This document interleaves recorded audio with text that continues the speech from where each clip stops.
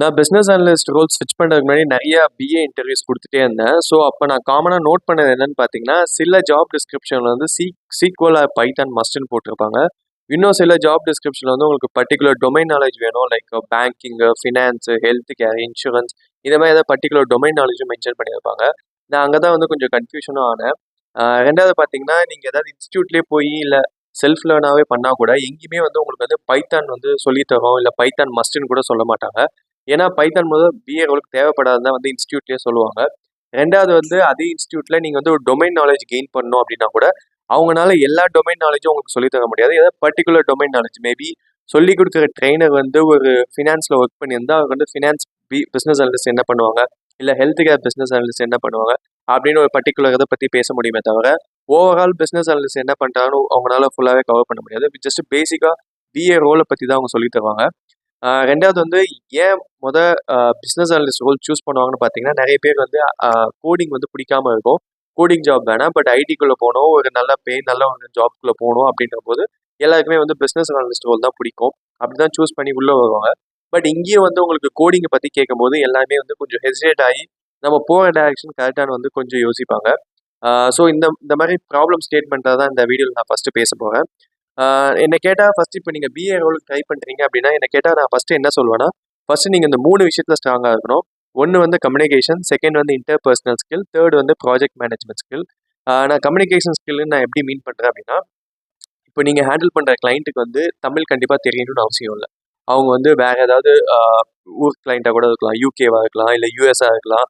So ஆப்வியஸாக நம்ம வந்து பிஸ்னஸ் லாங்குவேஜ் இங்கிலீஷ் தான் யூஸ் பண்ணுவோம். ஸோ அந்த இங்கிலீஷ் வந்து நீங்கள் எந்த அளவுக்கு உங்களால் ரெக்குயர்மெண்ட் கேதர் பண்ண முடியுது, எந்த அளவுக்கு கம்யூனிகேட் பண்ண முடியுது கிளைண்ட்டு கூட, இதெல்லாம் வந்து ரொம்ப முக்கியம்.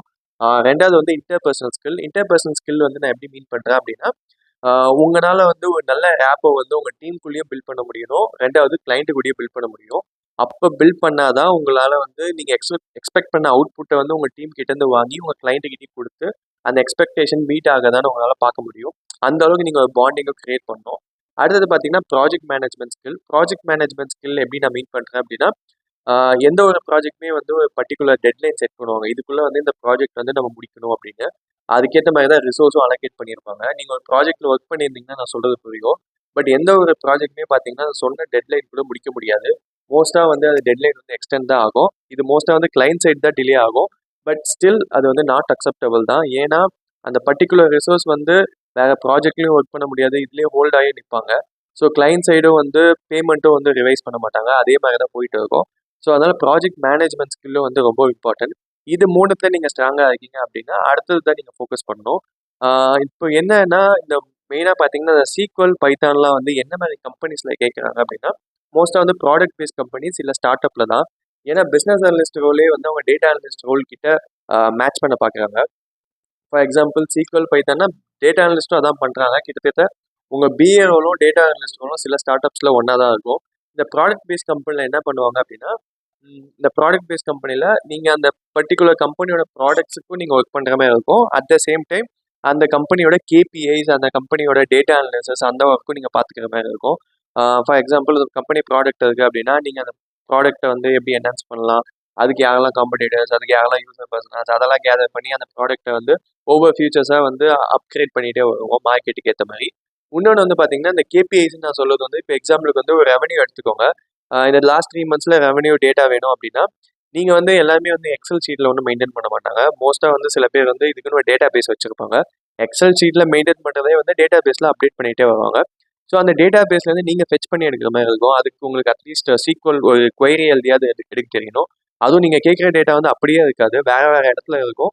நீங்கள் அந்த SQL எழுதி அதுலேருந்து எடுக்கிற மாதிரி தான் இருக்கும். ஸோ அது வந்து டேட்டா அனாலிசிஸில் வந்து கொஞ்சம் வரும்.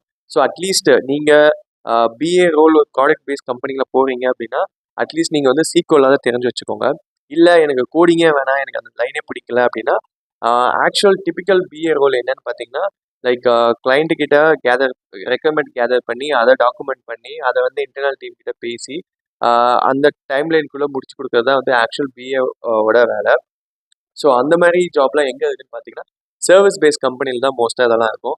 ஃபார் எக்ஸாம்பிள் வந்து டிசிஎஸ், சிடிஎஸ், அதுக்கப்புறம் டெக் மஹேந்திரா, டெலைட்டு இந்த மாதிரி கம்பெனிஸ்லாம் பார்த்தீங்கன்னா உங்களுக்கு வந்து நான் சொல்கிறது சர்வீஸ் ரோல் தான் இருக்கும்.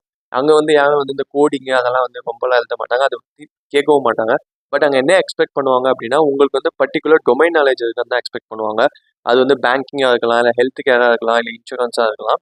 இப்போ உங்களுக்கு நெக்ஸ்ட் கொஸ்டின் என்ன ஆகுதுன்னு பார்த்தீங்கன்னா, இப்போ அந்த டொமைன் நாலேஜ் கெயின் பண்ணுறதுக்கு நான் என்ன பண்ணணும் அப்படின்னா, நீங்கள் ஃபஸ்ட்டு ஒரு டிகிரி முடிச்சிருப்பீங்களா, அது என்ன டிகிரின்னு பாருங்க. அது வந்து பிகாமா, இல்லை நீங்கள் வந்து எம்பிஏ ஃபினான்ஸ் அந்த மார்க்கெட்டிங் முடிச்சிருக்கீங்களா, என்ன டிகிரி முடிச்சிருக்கீங்களோ அது ரிலேட்டடான டொமைன் நாலேஜ் வந்து கெயின் பண்ண பாருங்க. இல்லை இப்போ நான்லாம் பார்த்தீங்கன்னா மெக்கானிக்கல் இன்ஜினியரிங் தான் முடித்தேன். மெக்கானிக்கல் இன்ஜினியரிங் முடிச்சுட்டு நான் வந்து டொமைன் நாலேஜும் இல்லை, SQL பைத்தானும் தெரியல. ஸோ அப்போ இன்டர்வியூஸ் போகும்போது வந்து நிறைய இதில் வந்து நான் ரிஜெக்ட் ஆனேன். ஸோ பட் நான் பண்ண ஒன்னே ஒன்று என்னன்னா, நான் வந்து ஒரு ஜாப்னு ஒன்று போயிட்டு இருந்தேன். ஸோ அதை தான் நான் சொல்ல வரேன். நீங்கள் அப்படி கன்ஃபியூஷன் ஆனால் கூட அட்லீஸ்ட் ஒரு என்ட்ரி லெவல் ஜாப் ஏதாவது ஒரு டொமைனை சூஸ் பண்ணி அந்த என்ட்ரி லெவல் ஜாபுக்கு போங்க. பிகாஸ் ஒரு நீங்கள் டொமைனில் ஒன்றத்தில் ஒர்க் பண்ணால் தான் அந்த டொமைனை பற்றி ஒரு பேசிக் அண்டர்ஸ்டாண்டிங்காவது இருக்கும். உங்களால் மல்டிபிள் டீம்ஸ் கூட கனெக்ட் பண்ண முடியும். மல்டிபிள் பீப்புள் என்ன பண்ணுறாங்க, இல்லை நீங்கள் சேம் ஒர்க் பண்ணுற கம்பெனிலே பிஸ்னஸ் அனலிஸ்ட்னு யாராவது இருக்கலாம். அவங்களோட ரோல் எப்படி இருக்குது, அவங்களோட நீங்கள் கனெக்ட் பண்ணலாம், அவங்களோட நீங்கள் பேசலாம், அவங்ககிட்டேருந்து நிறைய விஷயம் தெரிஞ்சுக்கலாம். நம்ம இது எதுவுமே பண்ணாமல் இருந்தோம்னா நம்ம கடைசி வரைக்கும் போனால் நான் பிஏ ரோல் தான் போவேன் அப்படின்னா கொஞ்சம் கஷ்டம் தான். ஏதாவது ஒன்று நீங்கள் சாக்ரிஃபைஸ் பண்ணி தான் ஆகணும். ஒன்று சேலரி வைஸ் இருக்கணும், இல்லை ஒர்க் வைஸ் இருக்கணும். மேபி சேலரி நல்லா கொடுத்து ஒர்க்கில் ஒன்றும் இல்லாமல் இருக்கலாம், இல்லை சேலரி கம்மியாக கொடுத்து ஒர்க் நிறைய வாங்குற மாதிரி இருக்கலாம். ஸோ ஏதாவது ஒன்று வந்து நீங்கள் சாக்ரிஃபைஸ் பண்ணி தான் ஆகணும் இனிஷியலாக நீங்கள் பிஏக்கு கன்வெர்ட் ஆகும்போது. ஸோ அப்படி நீங்கள் டொமைன் நாலேஜ் பேசிக்காக ஒன்று கெயின் பண்ணுறீங்க அப்படின்னா அடுத்து வந்து பிஏ ரிலேட்டடான ஸ்கில்ஸ்லாம் வந்து டெய்லி லைக் நீங்கள் சாட் ஜிபிடி இருக்குது, யூடியூப் இருக்குது, எவ்வளோ ரிசோர்ஸு. நீங்கள் ஜஸ்ட் ஒரு பிஆர்டி டெம்ப்ளேட் எப்படி, எஃப்ஆர்டி டெம்ப்ளேட் எப்படி, யூசர் ஸ்டோரி, யூஸ் கேஸ் இதெல்லாம் வந்து ஒரு நீங்கள் யூடியூப்பில் ஒரு நான் சொன்ன மாதிரி ஒரு 8 ஹவர்ஸ் கோர்ஸ் இல்லை ஒரு 10 ஹவர்ஸ் கோர்ஸ் நீங்கள் ஒரு 1 வீக் பார்த்தீங்கனாலே ஆக்சுவல் பிஏ ரோல் என்ன தெரிஞ்சிடும். அதுக்கப்புறம் நீங்கள் உங்களோட ஓன் சின்னதாக ஏதாவது ப்ராஜெக்ட் லைக் இன்ஸ்டாகிராம் எடுத்துக்கோங்க. இன்ஸ்டாகிராமில் வந்து நீங்கள் இன்ஸ்டாகிராமுக்கு நீங்கள் பிஆர்டின்னு எப்படி எழுதுவீங்க, எஃப்ஆர்டினா எப்படி எழுதுவீங்க, நீங்களே யோசிங்க, நீங்களே எழுதுங்க. ஸோ இது மாதிரி வெளியவும் நிறைய இது மாதிரி பிஆர்டி எஃப்ஆர்டி டாக்குமெண்ட் அவைலபிளாக இருக்கும், அதை எடுத்து நீங்கள் பாருங்கள். ஸோ இதெல்லாம் பண்ணிகிட்டே வந்தீங்கன்னா ஒவ்வொரு லெவலில் வந்து நீங்கள் இன்டர்வியூஸ் கொடுக்கும்போது உங்களுக்கும் வந்து இன்டர்வியூ ஷெடியூல் ஆகும். அது வந்து பிஸ்னஸ் அனலிஸ்ட்டாக இருக்கலாம், இல்லை ப்ராடக்ட் அனலிஸ்ட் ரோலாக இருக்கலாம், எந்த மாதிரி ரோலாக இருக்கலாம். பட் மோஸ்ட் ஆஃப் த ரோலில் பார்த்தீங்கன்னா இதுதான் காமன். லைக் பிஏக்கும் ப்ராடக்ட் அனலிஸ்ட்டுக்கும் பெரிய டிஃப்ரென்ஸ் இருக்காது. பட் நீங்கள் அதுக்கேற்ற மாதிரி நாலேஜ் கெயின் பண்ணிட்டு நீங்கள் போனீங்கன்னா ஏதாவது ஒரு இன்டர்வியூவில் கண்டிப்பாக உங்களுக்கு கிளிக் ஆகும். பிகாஸ் சில பேருக்கு வந்து இன்டர்வியூவே ஷெடியூல் ஆகாது. அப்படியே ஷெடியூல் ஆனாலும் சில பேர் வந்து இந்த பேசிக் தெரியாமல் ப்ரிப்பேர் பண்ணாமல் போய் அங்கே போயிட்டு வந்து சொதப்புவோம். ஸோ அதில் நீங்கள் சொதப்பாமல் இருந்தாலே போதும், மோஸ்ட்டாக வந்து ஈஸியாக ஜாப் கிடைச்சிடும். ஸோ அதான் கொஞ்சம் ஸ்பீடாக பேசின மாதிரி இருக்கும். பட் உங்களுக்கு முடிஞ்ச அளவுக்கு சீக்கிரம் கன்வே பண்ணணும் தான் நான் கன்வே பண்ணேன். எங்கிட்டயும் லிங்க்டின்ல நிறைய கொஸ்டின்ஸ் இதான் வருது. ஸோ மோஸ்ட்டாக உங்களுக்கு நான் அட்ரஸ் பண்ணியிருப்பேன்னு நினைக்கிறேன். அப்படியே இல்லைனாலும் நீங்கள் எனக்கு கமெண்ட் செக்ஷனில் கேளுங்க. கண்டிப்பாக இந்த வீடியோ வந்து உங்களுக்கு கொஞ்சம் கிளாரிட்டி கொடுத்துருக்குன்னு நினைக்கிறேன். அப்படி கிளாரிட்டி இல்லை, நானே இன்னும் உங்களுக்கு கன்ஃபியூஷன் ஆகி விட்டால் கூட நீங்கள் அதையும் கமெண்ட் செக்ஷனில் சொல்லுங்கள். அடுத்த வீடியோவில் வந்து சில விஷயம் இன்னும் நான் உங்களுக்கு கவர் பண்ண பார்க்குறேன். தேங்க்யூ, பாய்.